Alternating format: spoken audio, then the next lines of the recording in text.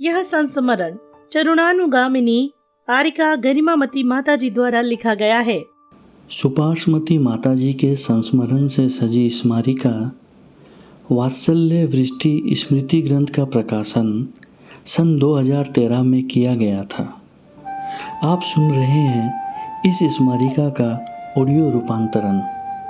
नवीन जैन के निर्देशन में इस ऑडियो का निर्माण किया है यादगार लम्हे डॉक्यूमेंट्री मेकर ने। पारस नहीं सुपारस, उपकारी माँ सुपार्श्वमती माताजी।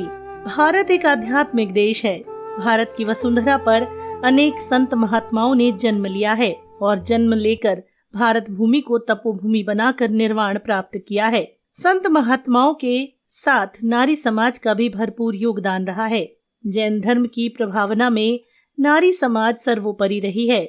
यथा चेलना, चंदनबाला, राजुल, मैना सुंदरी, सीता, अंजना और वर्तमान में इस श्रृंखला में गणनी आरिका सुपार्श्वमती माताजी। पूज्य माताजी के लिए लिखना सरल नहीं है, फिर भी गुरु भक्ति से प्रेरित होकर लिखने का साहस कर रही हूँ। सोचती हूँ माताजी को पारसमणि कहूँ, पर पारसमणि तो मात्र लोहे को ही सोना बनाती है। सुपार्श्वमती माताजी तो ऐसी पारसमणि थी जो लोहे को सोना ही नहीं अपितु लोहे को पारसमणि बनाने वाली चलती फिरती प्रयोगशाला थी। पूज्य माताजी के सर्वप्रथम दर्शन श्री महावीर जी में किए। प्रथम दृश्या माताजी की सरलता, सादगी और वात्सल्य भाव को देखकर मन गदगद हो गया, हृदय उनके चरणों में समर्पित हो गया। पूज्य माताजी का जयपुर भट्टारक जी की नसिया में आचार्य रत्न वर्धमान सागर जी महाराज सत्संग के साथ चतुर्मास था। तब पूज्य आचार्य वीर सागर जी महाराज की पुण्यतिथि के पावन अवसर पर एक विद्वत संगोष्ठी का आयोजन था। उस समय मुझे भी उस संगोष्ठी में सहभागिता का अवसर मिला। संगोष्ठी में विद्वत वर्ग में से एक एक विद्वान आकर अपनी प्रस्तुति रख रहे थे। उस समय भी माताजी की लेखनी अनवरत चल रही थी। विद्वत जन के आलेख वाचन समाप्ति के बाद मंच संचालक महोदय ने माताजी को उद्बोधन एवं संगोष्ठी की समालोचना पर बोलने का निवेदन किया। तो माताजी का उद्बोधन सुनकर हृदय तो गदगद हुआ ही, पर आश्चर्य का ठिकाना नहीं रहा। यह जानकर कि माताजी हर एक विद्वान के भाषण की सटीक समालोचना कर रही थी। उपस्थित साधु समुदाय एवं सुधी श्रोतागण एकटक माताजी के संभाषण को तन्मयता से सुन रहे थे। तब लगा यदि माताजी को इस सदी का चलता फिरता कंप्यूटर भी कहा जाए तो कोई अतिशयोक्ति नहीं होगी। वास्तव में माताजी का क्षयोपयम अभिनंदनीय था। उनकी वाणी में शास्त्र सूत्र रूप प्रतिबद्ध थे। पूज्य माताजी ने अनेक टीकाएं लिखी हैं, पर विशेषता यह है कि माताजी ने अपनी बात कहीं लिखी नहीं, आचार्य प्रणीत शब्द वाक्यों का 100% अनुवाद किया और कदाचित भावार्थ विशेषार्थ भी कहीं लिखा तो शास्त्रों के प्रमाण को आधार बनाकर उनका उल्लेख देकर लिखा।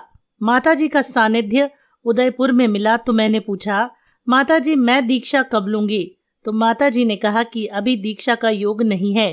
किसी ने भाग्य से ज्यादा और समय से पहले कुछ भी नहीं पाया।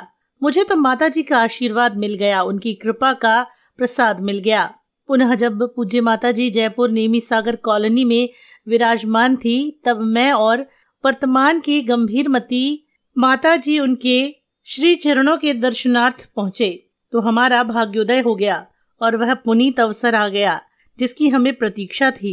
इस अवसर पर पूज्य माताजी ने हमको अपने हृदय स्पर्शी प्रेरणा देकर वह सब कुछ दे दिया।